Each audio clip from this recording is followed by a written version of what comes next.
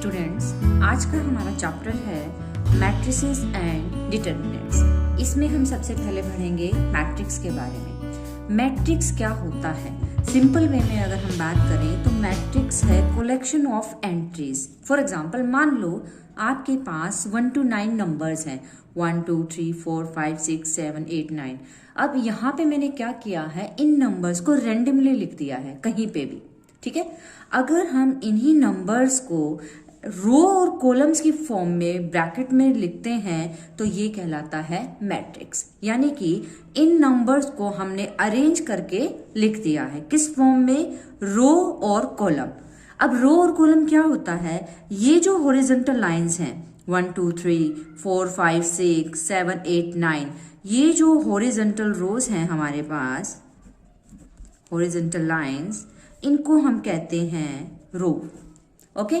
और ये vertical lines जो हैं 1 4 7 2 5 8 3 6 9, ये वाली सीधे वर्टिकल लाइंस, इनको हम कहते हैं कॉलम, ठीक है। तो क्या होता है मैट्रिक्स? किन्हीं भी एंट्रीज को या एलिमेंट्स को एक फिक्स पैटर्न में, रो और कॉलम के पैटर्न में ब्रैकेट के अंदर लिखना ही क्या कहलाता है? आपका मैट्रिक्स। अब बात आती है इसके ऑर्डर की। जो भी मैट्रिक्स का ऑर्डर है उसको हम लिखते हैं m क्रॉस n से। m का मतलब होता है नंबर ऑफ रोज और n का मतलब होता है नंबर ऑफ कॉलम्स, ठीक है। फॉर एग्जाम्पल, मान लो मैंने यहां एक मैट्रिक्स लिखा 1 2 7 -1 0 3 5 4 2। हमें क्या करना है? इस मैट्रिक्स का ऑर्डर बताना है। तो ऑर्डर क्या होगा? ऑर्डर को चेक करने के लिए आप इसमें ये चेक करो कि रो कितनी है। तो 1 2 3 रो है, तो 3 into में अब n कॉलम्स कितने हैं? 1 2 3। तो इसका जो ऑर्डर है वो हो जाएगा 3/3। और एग्जांपल्स हम देख सकते हैं। मानो मैंने लिखा x y z a b c। Elements या एंट्रीज जो है वो कुछ भी हो सकती हैं, नंबर की फॉर्म में भी हो सकती हैं, लेटर्स की फॉर्म में भी हो सकती हैं, नाम के फॉर्म में भी हो सकती हैं, ओके। अब मुझे क्या करना है? इसका ऑर्डर बताना है। तो ऑर्डर के लिए पहले हम रो चेक करेंगे। तो इसमें कितनी रो हैं? 1 2 रो हैं तो 2 लिखा। इनटू में कॉलम 1 2 3 कॉलम है, तो इसका जो ऑर्डर है वो हो जाएगा 2/3। सिमिलरली मैंने यहां लिखा P Q R। हमें क्या करना है? इसका ऑर्डर फाइंड आउट करना है। तो इसका ऑर्डर निकालने के लिए रो हम चेक करेंगे। तो इसमें कितनी रो है? 1 2 3। तो 3 इनटू में कॉलम तो एक ही है, तो 3/1 इसका क्या हो जाएगा? ऑर्डर हो जाएगा। हमेशा आपको इसमें ये बात ध्यान में रखनी है कि आगे हम लिखेंगे रो और पीछे हम लिखेंगे नंबर ऑफ कॉलम। इसी तरह मान लो हमने यहां लिखा 6 0 8। इसका ऑर्डर हमें चेक करना है। तो इसका ऑर्डर चेक करने के लिए रो कितनी है? रो तो एक ही है, सिंपल। तो 1 into में कॉलम्स कितने हैं? 1 2 3। तो इसका जो ऑर्डर है वो हो जाएगा 1 into में 3। इसका अगर हम चेक करें ऑर्डर 2 0 0 2, तो इसका ऑर्डर क्या होगा? रो चेक करो 1 2, तो 2 into में कॉलम 1 2। तो इसका जो ऑर्डर है वो हो जाएगा 2/2। मान लो हमारे पास एक मैट्रिक्स A है 2 3 4 5। इस मैट्रिक्स को हम कैसे रिप्रेजेंट कर सकते हैं? A is equal to AIJ और M into में N। AIJ जो है वो सारे के सारे क्या हैं? एलिमेंट्स। मान लो इसके अंदर, इस मैट्रिक्स के अंदर हमें A11 बताना है। तो A11 का मतलब क्या है? I रिप्रेजेंट कर रही है रो को और J रिप्रेजेंट कर रहा है कॉलम को। I का मतलब रो यानी कि फर्स्ट रो, तो फर्स्ट रो तो हमारी ये है। पीछे है 1 J की वैल्यू 1 मीन्स कॉलम भी 1, ठीक है। तो ऐसा एलिमेंट जो फर्स्ट रो और फर्स्ट कॉलम में होगा तो वो हो जाएगा हमारा 2। क्यों? क्योंकि ये फर्स्ट रो में है और फर्स्ट कॉलम में है, तो आंसर क्या आ जाएगा? 2 आ जाएगा। इसी तरह मान लो मुझे निकालना है A21। इसका क्या मतलब है? A21 का मतलब है ऐसा एलिमेंट जो सेकंड रो में हो और फर्स्ट कॉलम में। तो सेकंड रो हमारी ये है, क्योंकि ये तो फर्स्ट रो थी, ये क्या है? सेकंड रो है। तो सेकंड रो तो मेरी ये हो गई, लेकिन इस सेकंड रो का कौन सा एलिमेंट मुझे चाहिए? ये वाला चाहिए या ये वाला चाहिए? वो हमें पीछे वाले से पता लग जाएगा। पीछे क्या है? 1 है, तो मतलब फर्स्ट कॉलम। फर्स्ट कॉलम ये है, तो आंसर हो गया हमारा 4। 4 एक ऐसा एलिमेंट है जो सेकंड रो में है और फर्स्ट कॉलम में है। इसी तरह मान लो A22 हमें निकालना है, तो A22 का मतलब है ऐसा एलिमेंट जो सेकंड रो में हो और सेकंड ही कॉलम में हो। तो सेकंड रो तो हमारी ये होगी। सेकंड रो का कॉलम कौन सा है? सेकंड। तो सेकंड रो का सेकंड कॉलम, तो आंसर क्या आ जाएगा? 5। इसी तरह A12 निकालना है, तो रो तो फर्स्ट होनी चाहिए और कॉलम सेकंड होना चाहिए। रो फर्स्ट है हमारे पास, ये हमारी फर्स्ट रो है, लेकिन फर्स्ट रो का कौन से वाला? फर्स्ट वाला है सेकंड वाला? सेकंड वाला चाहिए। तो फर्स्ट रो लेकिन कॉलम सेकंड, तो आंसर क्या आ जाएगा? 3। इस तरह से हम एलिमेंट्स का पता कर सकते हैं। अब हम करेंगे मैट्रिक्स की टाइप्स। इनमें से हमेशा फाइनल एग्जाम में एक टाइप विद एग्जाम्पल पूछी जाती है, ठीक है। तो कैसे आता है क्वेश्चन? डिफाइन, मान लो हमें यही पूछना है, define rectangular matrix with 1 example. तो ये जितने भी टाइप्स हैं आपको अच्छे से करनी है। तो सबसे पहले हम बात करेंगे रेक्टेंगुलर मैट्रिक्स की। What is rectangular matrix? क्या होता है rectangular matrix? Any m cross n matrix where m is not equal to n is called a rectangular matrix. क्या मतलब है इसका? ऐसा मैट्रिक्स जिसके अंदर नंबर ऑफ रो और नंबर ऑफ कॉलम जो है वो इक्वल ना हो, वो हमारा कहलाता है रेक्टेंगुलर मैट्रिक्स। फॉर एग्जाम्पल, अब इसकी हम बात करें तो इस मैट्रिक्स के अंदर ऑर्डर अगर हम चेक करें तो ऑर्डर मैंने अभी आपको बताया था कैसे निकालना है। ऑर्डर निकालने के लिए सबसे पहले देखी जाती है कि कितनी रो हैं। तो 1 2, इसमें 2 रो हैं। इनटू में कॉलम्स कितने हैं? 1 2 3 कॉलम्स हैं। तो इसका जो ऑर्डर है वो हो जाएगा 2/3। अब इसके अंदर m और n दोनों इक्वल तो नहीं है, दोनों अलग अलग वैल्यूज है, तो ये क्या कहलाएगा? Rectangular matrix. इसके बाद सेकंड है square matrix. Any n cross n matrix is called A square matrix of order n। अगर किसी भी मैट्रिक्स के अंदर m और n इक्वल हो, means number of row and number of column equal हो, तो वो क्या कहलाएगा? Square matrix. फॉर एग्जाम्पल, अगर हम इस मैट्रिक्स की बात करें तो इसका ऑर्डर चेक करते हैं। इसका ऑर्डर क्या है? 1 2, 2 तो रो है और 1 2, 2 ही क्या है? कॉलम। तो ये दोनों वैल्यूज तो सेम होगी, 2/2। इसको चेक करते हैं। 1 2 3 रो है, इनटू में 1 2 3 कॉलम्स है। इसमें भी m और n क्या हो गया? बराबर हो गया। तो ये मैट्रिक्स दोनों ही क्या कहलाएंगी? स्क्वायर मैट्रिक्स, क्योंकि इनमें नंबर ऑफ रो और नंबर ऑफ कॉलम क्या है? इक्वल है। नेक्स्ट है रो मैट्रिक्स। क्या होता है row matrix? A matrix having only 1 row is called a row matrix. ऐसी मैट्रिक्स जिसमें सिर्फ एक ही रो होगी, एक से ज्यादा नहीं, तो जिसमें एक रो होगी वो रो मैट्रिक्स कहलाएगा। इसके ऑर्डर की अगर हम बात करें तो इसका ऑर्डर आप बता सकते हो। इसमें रो कितनी है? 1, लेकिन कॉलम कितने भी हो सकते हैं। कॉलम कितने हैं यहाँ पे? 1 2 3, कॉलम 3 है, लेकिन रो तो 1 है ना। तो अगर रो किसी भी मैट्रिक्स में 1 है तो वो रो मैट्रिक्स कहलाएगा। नेक्स्ट है कॉलम मैट्रिक्स। क्या होता है column matrix? A matrix having only 1 column.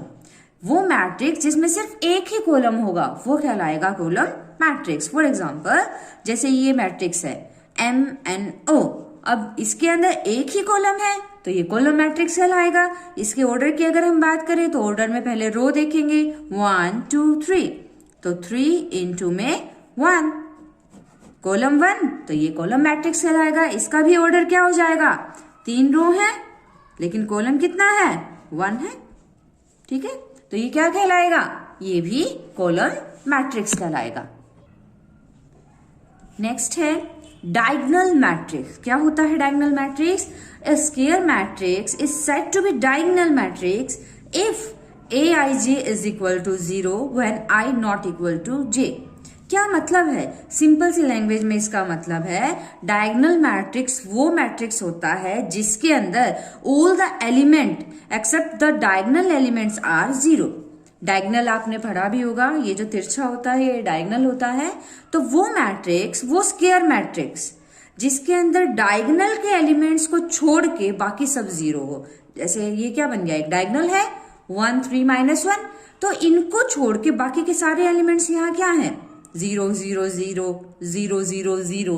तो डायगोनल एलिमेंट्स को छोड़ के सारे के सारे एलिमेंट्स 0 होंगे जिस मैट्रिक्स में, वो मैट्रिक्स क्या कहलाएगा? डायगोनल मैट्रिक्स कहलाएगा। और एक बात आपको ध्यान रखनी है, जो डायगोनल मैट्रिक्स है वो स्क्वायर फॉर्म में ही होगी, रेक्टेंगुलर फॉर्म में नहीं होगी, क्योंकि रेक्टेंगल में कोई भी डायगोनल नहीं बनता रेक्टेंगुलर मैट्रिक्स के अंदर, स्क्वायर में बनेगा। नेक्स्ट है स्केलर मैट्रिक्स। क्या होता है scalar matrix? A diagonal matrix is said to be scalar matrix if all its diagonal entries are equal. क्या मतलब है? ये सेम डायगोनल मैट्रिक्स मान लो हमारे पास है, अगर किसी भी डायगोनल मैट्रिक्स के अंदर ये डायगोनल के एलिमेंट्स जो हैं उनको हम इक्वल कर दें तो वो स्केलर कहलाएगा। जैसे इसकी हम बात करें, इस मैट्रिक्स के अंदर डायगोनल के एलिमेंट्स को छोड़ के बाकी सब 0 हैं, लेकिन साथ के साथ जो डायगोनल के एलिमेंट्स हैं वो क्या है? इक्वल हैं। अगर यहाँ 3 है तो यहाँ भी क्या है 3। तो अगर डायगोनल के एलिमेंट्स इक्वल होते हैं तो वो स्केलर मैट्रिक्स कहलाता है। इसकी अगर हम बात करें, अब इसमें डायगोनल के एलिमेंट्स को देखो, डायगोनल के एलिमेंट्स के अलावा सारे एलिमेंट्स क्या हैं? 0 हैं, और डायगोनल के एलिमेंट्स आपस में क्या है? इक्वल भी हैं, -10 -10 -10। तो डायगोनल के एलिमेंट्स इक्वल, तो ये स्केलर मैट्रिक्स कहलाएगा।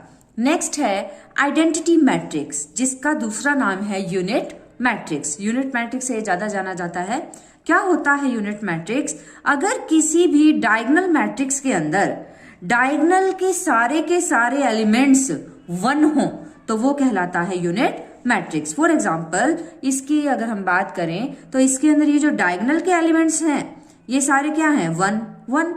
इसमें डायगोनल के एलिमेंट्स को चेक करो, सारे डायगोनल के एलिमेंट्स क्या हैं? 1 1 1। तो अगर डायगोनल के एलिमेंट्स क्या होंगे? 1 होंगे और बाकी सब 0 होंगे, तो वो मैट्रिक्स क्या कहलाता है? यूनिट मैट्रिक्स, या फिर इसका दूसरा नाम क्या है? Identity matrix. नेक्स्ट है जीरो मैट्रिक्स, या फिर इसका दूसरा नाम है नल मैट्रिक्स। बिल्कुल सिंपल है। क्या होता है जीरो मैट्रिक्स? जीरो मैट्रिक्स वो होता है जिसके अंदर सारे के सारे एलिमेंट्स क्या होंगे? 0। जैसे अगर हम इस मैट्रिक्स को देखें ध्यान से, तो इसमें सारे के सारे एलिमेंट्स 0 हैं, इस मैट्रिक्स में भी सारे एलिमेंट्स क्या हैं? 0 हैं। तो ये क्या कहलाएगा? Zero matrix. नेक्स्ट है अपर ट्रायंगुलर मैट्रिक्स। क्या होता है upper triangular matrix? In this all elements below the main diagonal are 0। ये जो डायगोनल है, डायगोनल के नीचे वाले एलिमेंट्स जो हैं वो 0 होंगे और ऊपर वाले नॉन 0 होंगे, तो वो कहलाता है अपर ट्रायंगुलर मैट्रिक्स। रिपीट कर रहे हैं, अगर मेन डायगोनल, इसमें मेन डायगोनल क्या है? 1 1 6 है, तो मेन डायगोनल्स के बिलो नीचे वाले एलिमेंट्स 0 और बाकी के नॉन 0, तो वो कहलाएगा अपर ट्रायंगुलर मैट्रिक्स। नेक्स्ट है लोअर ट्रायंगुलर मैट्रिक्स, बिल्कुल इसके अपोजिट है। लोअर ट्रायंगुलर मैट्रिक्स में मेन डायगोनल जो है इसके ऊपर वाले क्या होंगे? 0 होंगे और नीचे वाले क्या होंगे? नॉन 0, तो ये कहलाएगा लोअर ट्रायंगुलर मैट्रिक्स। नेक्स्ट है इक्वलिटी ऑफ टू मैट्रिक्स, या फिर इक्वल मैट्रिक्स क्या होते हैं? कोई भी दो मैट्रिक्स हैं ए और बी, उनको हम इक्वल कब कहेंगे? If they are of the same order and their corresponding elements are equal. क्या मतलब है इसका? इसका सिंपल सा मतलब ये है कि कोई भी दो मैट्रिक्स आपके पास हैं, दोनों मैट्रिक्स इक्वल कब होंगे? जब उनका ऑर्डर सेम होगा। अगर कोई भी दो मैट्रिक्स हमें दे दिए, उनका ऑर्डर सेम नहीं है, तो वो इक्वल भी नहीं हो सकते। साथ के साथ दूसरी बात, अगर कोई भी दो मैट्रिक्स इक्वल हैं, फॉर एग्जांपल यहाँ पे एक मैट्रिक्स लिख दिया, इसका ऑर्डर 2 by 2 है, यहाँ भी एक मैट्रिक्स लिख दिया, इसका भी ऑर्डर 2x2 है, दोनों के बीच में इक्वल का साइन है, तो यस ये इक्वल हो सकते हैं क्योंकि दोनों का ऑर्डर सेम है। अगर कोई भी दो मैट्रिक्स इक्वल होते हैं then their corresponding elements are equal. इसका क्या मतलब है? इसका मतलब ये है कि इसका फर्स्ट एलिमेंट और इसका फर्स्ट एलिमेंट क्या होगा? इक्वल। तो x की वैल्यू क्या आ गई? 2। इसका सेकंड और सेकंड कंपेयर करेंगे तो वो भी इक्वल होंगे, तो y की वैल्यू क्या आ गई? 3। z की वैल्यू क्या आ गई? 4।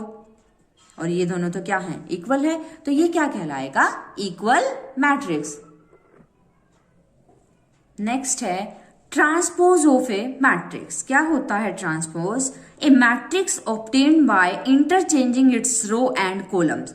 कोई भी मैट्रिक्स आपके पास है, अगर हम किसी भी मैट्रिक्स की रो और कॉलम को चेंज कर दें तो वो कहलाता है ट्रांसपोज ऑफ मैट्रिक्स। इसको हम डिनोट करते हैं ए टी से या फिर ए डैश। फॉर एग्जाम्पल मान लो हमारे पास ये एक मैट्रिक्स है 2 3 4 5 6 7। हमें इस मैट्रिक्स का क्या बताना है? ट्रांसपोज बताना है। तो इसकी जो रो है 2 3 4 रो है ना, अब इसको कॉलम बना दो, सीधा लिख दो। पहले ये क्या है? हॉरिजॉन्टल है, अब इसको वर्टिकल लिख देंगे। 5 6 7 हॉरिजॉन्टल है, फिर इसको वर्टिकल लिख देंगे। यानी कि जो इसकी रो थी उसको हमने इसका क्या बना दिया? कॉलम बना दिया। तो ये इसका क्या बन जाएगा? ट्रांसपोज बन जाएगा। नेक्स्ट है सिमेट्रिक मैट्रिक्स। क्या होता है सिमेट्रिक मैट्रिक्स? कोई भी मैट्रिक्स सिमेट्रिक जब होता है जब वो उसके ट्रांसपोज के इक्वल हो। यानी कि मैट्रिक्स और उसका ट्रांसपोज अगर दोनों इक्वल हो तो वो मैट्रिक्स आपका क्या कहलाएगा? Symmetric matrix. एग्जाम्पल, ये एक मैट्रिक्स है, अगर इसका ट्रांसपोज करें हम AHG, AHG यूं लिखा हुआ है, सीधा लिख देते हैं AHG। फिर HBF है, फिर सीधा लिख देते हैं HBF। GFC है तो GFC। अब आप गौर से चेक करोगे दोनों सेम ही बन रहे हैं, यानी कि ट्रांसपोज करने पे भी दोबारा वही मैट्रिक्स बन जाए तो वो मैट्रिक्स क्या कहलाएंगे? Symmetric matrix. इसके बाद है स्क्यू सिमेट्रिक मैट्रिक्स। क्या होता है स्क्यू सिमेट्रिक मैट्रिक्स? अगर ट्रांसपोज करने पे माइनस के a के इक्वल आ जाए तो वो मैट्रिक्स क्या कहलाएगा? वो कहलाएगा skew symmetric matrix. For example हमारे पास ये एक मैट्रिक्स है, अगर हम इसका ट्रांसपोज करते हैं, ट्रांसपोज कैसे करेंगे? इसकी जो रो है उसको कॉलम, ये जो रो है कॉलम 3 -1 0। अब आप चेक करोगे इसमें सब में से मैं माइनस बाहर ले लेती हूं अगर, तो ये 0 इसका साइन चेंज हो जाएगा 2 -3 -2 0 1 माइनस कॉमन ले लिया है हमने यहां से, तो प्लस का 3 माइनस का 1 0। अब ये दोनों मैट्रिक्स आपस में क्या हो गए हैं? इक्वल। तो माइनस a, यानी कि ट्रांसपोज करने पे माइनस a अगर आ जाए तो वो मैट्रिक्स क्या कहलाएगा? Skew symmetric matrix. आपको एक बात ध्यान रखनी है, हमेशा स्क्यू सिमेट्रिक मैट्रिक्स में जो डायगोनल के एलिमेंट्स होंगे वो ऑलवेज 0 होंगे। ये जो डायगोनल के एलिमेंट्स हैं स्क्यू सिमेट्रिक में हमेशा क्या होंगे? 0। और ये दोनों वैल्यूज जो हैं वो सेम होंगी लेकिन साइन अपोजिट। ये 2 है तो ये -2, ये -3 है तो ये प्लस का 3, ये 1 है तो ये माइनस का 1। तो ये होता है हमारा स्क्यू सिमेट्रिक मैट्रिक्स। नेक्स्ट है सिंगुलर मैट्रिक्स। क्या होता है सिंगुलर मैट्रिक्स? वो मैट्रिक्स जिसका डिटर्मिनेंट 0 होगा वो होता है सिंगुलर मैट्रिक्स, और जिसका डिटर्मिनेंट नॉट इक्वल टू 0 होगा वो होता है नॉन सिंगुलर मैट्रिक्स। अब बात आती है डिटर्मिनेंट की, ये अभी नेक्स्ट टॉपिक में हम पढ़ेंगे कि डिटर्मिनेंट क्या होता है। तो ये थी मैट्रिक्स के डेफिनेशन और उसके टाइप्स।